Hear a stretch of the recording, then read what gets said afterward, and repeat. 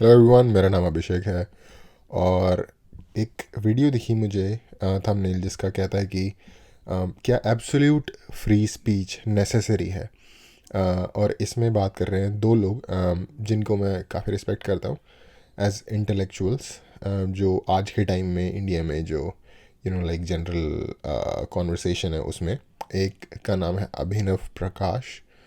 उनकी बातें मुझे काफ़ी लॉजिकल लगती हैं। उनका यूट्यूब पे एक चैनल है जिसमें वो लोगों को बुला के बातचीत करते हैं उनके साथ। और दूसरे हैं जेसाई दीपक, जो कि लॉयर हैं, ये सब जानते हैं उनको। Again very articulate logical person. Again in लोगों की सारी ही बातों से मैं अग्री नहीं करता, या इनके सारे थॉट्स के साथ मैं अग्री नहीं करता। बट इस बट बहुत सारी बातों से या इनके जो लाइक ट्रेन ऑफ लॉजिक वगैरह को मैं डेफिनेटली फॉलो करता हूँ। इंटरप्रिटेशन को शायद मैं फॉलो करूँ या ना करूँ, या अग्री करूँ ना करूँ उसके साथ, लेकिन again respect as an intellectual इनकी मैं करता हूँ। क्वेश्चन भी बहुत इंटरेस्टिंग है कि क्या एब्सोल्यूट फ्री स्पीच नेसेसरी है। मेरे हिसाब से है। एब्सोल्यूट फ्री स्पीच एक किसी भी सोसाइटी की ग्रोथ के लिए, कंटिन्यूस ग्रोथ के लिए, कंटिन्यूस रीजनरेशन जो थॉट का होता है उसके लिए ज़रूरी है। अगेन जब जो भी इंसान जब भी एब्सोल्यूट फ्री स्पीच की बात करता है, ये बात लाइक अनसेड होती है इंक्लूडेड कि उसमें किसी को थ्रेट नहीं करना, उसमें किसी को अब्यूज़ नहीं करना, उसमें किसी को अब्यूज़ आई डोंट नो, थोड़ा सा ग्रे है। बट उसमें किसी को थ्रेट नहीं करना, उसमें किसी को लाइक वायलेंस या इस तरीके की चीज़ नहीं करनी जिसका एक फ़िज़िकल रेमिफिकेशन हो किसी के अगेंस्ट। तो जैसे कि अब भरे हुए थिएटर में बॉम्ब नहीं चला सकते उस तरीके से। तो चलो देखते हैं कि उनका क्या कहना है। Is absolute freedom of expression even a desirable goal for any society? I don't think so. I don't think so. I think free speech absolutism is relative, and even if there is a certain degree of irony and let's say paradox in the particular statement itself, but I don't think there is any society which subscribes to free speech absolutism in let's say in totality. It's not possible at all.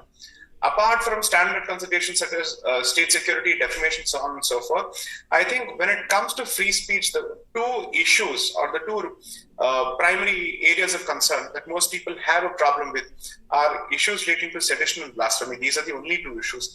Other than that, when it comes to, let's say, free speech, which is directed at a particular individual, most people are sensible enough and perhaps even selfish enough to say, no, if I don't even have the right to pursue someone for defaming me, then there is a problem as far as the definition of free speech is concerned. So when it comes okay, I think इन्होंने शुरू में एक बात कही, agree नहीं करते इस बात से, और मैं इनसे अग्री नहीं करता, जो कि टोटली फाइन चीज़ है। इन्होंने शुरू में ही बात की कि यह बात अपने आप में ही पैराडॉक्सिकल है, क्योंकि वो इसलिए इन्होंने ऐसा कहा क्योंकि ये फ्री स्पीच को क्रिटिसाइज़ कर रहे हैं फ्री स्पीच का ही इस्तेमाल करते हुए। तो ये थॉट है बेसिकली। और दूसरा इनका ये कहना था, जब अभी तक जो इन्होंने कहा है कि मेन प्रॉब्लम लोगों को ब्लास्फेमी और सेडिशन होता है, जैसे कंट्री अगेंस्ट कुछ बोलना। ब्लास्फेमी होता है किसी रिलीजन, किसी स्पेसिफिक रिलीजियस फिगर या रिलीजन से रिलेटेड किसी भी चीज़ के अगेंस्ट कुछ बोलना। comes to protecting ourselves at an individual level, we are more than happy to draw the red line. But when it comes to protecting the community from attacks, or from, let's say, scurrilous attacks on our faith systems, on our traditions and practices, there we seem to be much more udarwadi and liberal, because obviously there is nothing personal there in terms of investment, at least as far as the current Hindu society is concerned. So I think these are the two areas. Okay, इन्होंने एक बड़ी important बात की। इन्होंने कहा क्यों ऐसा नहीं होना चाहिए, वो सेडिशन और ब्लास्फेमी क्यों इंक्लूडेड होनी चाहिए। इनका ये कहना है कि हम बड़े कंसर्न होते हैं अगर इंडिविजुअल लेवल पे हमें कोई कुछ कह दे या हमारे किसी बंदे को कुछ कह दे कि डिफेमेशन हो जाता है, ये वो फलाना ढिमकाना। ओके, बट सेम चीज़ अप्लाई क्यों नहीं होती जब किसी ग्रुप पे बात होती है। ऐसा इसलिए होता है, जिन लोगों को नहीं पता, ह्यूमन साइकोलॉजी ऐसे काम करती है, ह्यूमन ब्रेन ऐसे काम करता है कि हमें एक इंडिपेंडेंट सिंगल यूनिट की जो स्टोरी होती है ना, स्पेसिफिसिटी जो होती है हमारे दिमाग, ब्रेन काम ऐसे करता है कि जब हमें कोई स्टोरी स्पेसिफिक वे में सुनाई जाती है तो वो ज़्यादा असरदार होती है हमारे पर मुकाबले इसके, या कोई इन्फॉर्मेशन भी, स्टोरी नहीं सिर्फ, कोई इन्फॉर्मेशन भी मुकाबले इसके कि जब हमें एक जनरल आइडिया बहुत बड़े नंबर के बारे में दे दिया जाए। इसका एग्जांपल आपको मैं एक दे के बताता हूँ।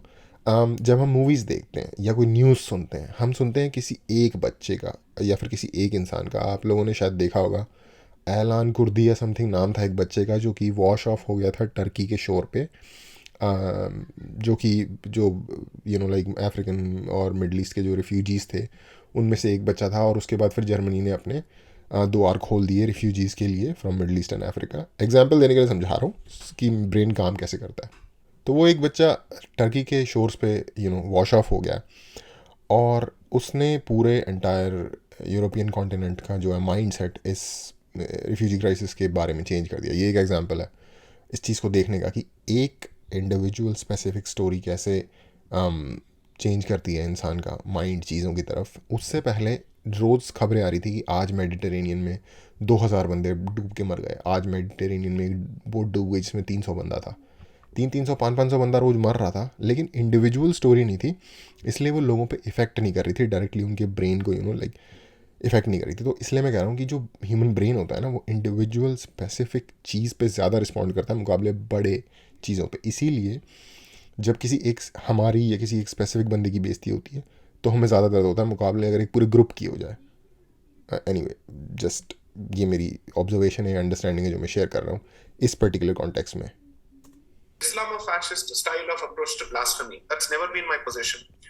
I'm happy to actually draw the lines of, let's say, or the limitations on free speech from a religious perspective, more from dharmic perspective, which is to say, criticism is permitted, disagreement is permitted, apostasy is permitted, atheism is permitted. What is perhaps the small area for literally enforcing blasphemy would be a scurrilous, unprovoked, provocative, let's say, stylization. The way I think Durga Ma was recently portrayed by, what is the lady? I think Leela Manimegalai, right? So that I think is a textbook example of genuinely trying to hurt the sentiments of a particular community for no rhyme or reason and hiding behind the facade of artistic expression.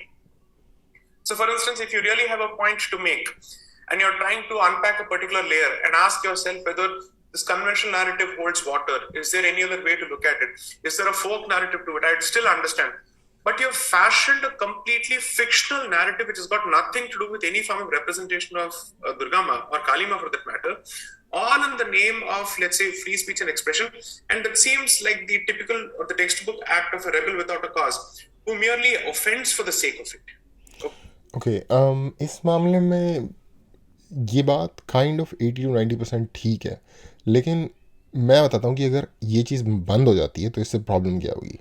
Problem ये होगी कि देखो, आज दुर्गा माँ या जो भी चीज़ entity किसी भी रिलीजन की या किसी भी ग्रुप की या किसी भी चीज़ की कोई एंटिटी है जिसको आप ऐसे मानते हो कि नहीं यार इसको आप मॉक नहीं कर सकते, ठीक है, या लाइक डायरेक्टली तो बुरा नहीं ही बोल सकते, मॉक भी नहीं कर सकते, इस पर आप जोक भी नहीं कर सकते। तो इसमें क्या होता है, फॉर एग्जांपल चाइना में देखो, सीसीपी की गवर्नमेंट है वहाँ पे, ठीक है, सीसीपी की गवर्नमेंट पे अगर आप जोक भी बनाओगे, शी जिनपिंग को विनी द पू कह दोगे, तो वो सब कुछ सेंसर हो जाएगा, ठीक है, क्योंकि कोई भी चीज़ जो लाइक लार्जर देन लाइफ या लाइक होलियर देन दाऊ वटएवर जो भी है, अगर वो बन जाती है उस लेवल पे, जब वो चली जाती है अगर, कि आप उसको मॉक भी नहीं कर सकते, तो जब आप एक चीज़ को उतना सेक्रेट बना देते हो ना, तो कल को आपको नहीं पता कि कोई अथॉरिटी या कोई ग्रुप आके जो ओवरटेक कर ले पावर, वो अपने आप को उस पोजीशन में इंस्टॉल कर देगा और फिर वही वाली डिमांड अपने बारे में करेगा या फिर एक पर्टिकुलर ग्रुप के बारे में करेगा।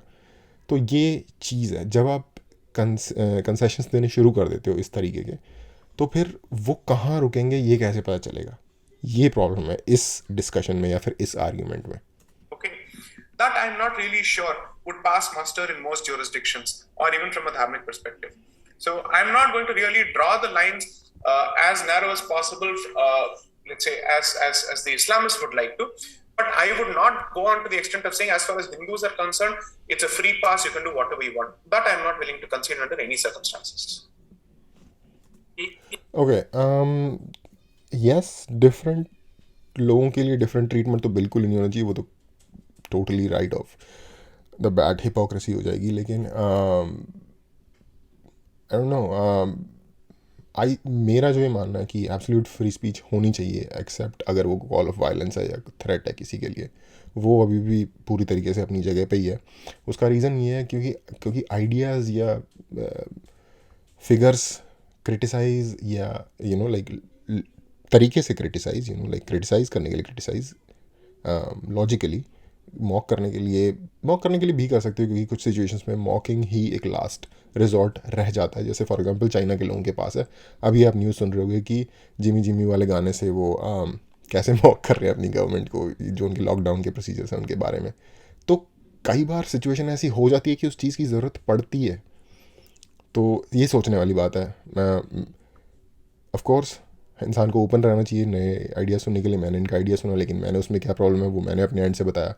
आप भी सोचना इस बारे में, और जो आप सोचते हो वो मुझसे शेयर कर सकते हो कमेंट बॉक्स में।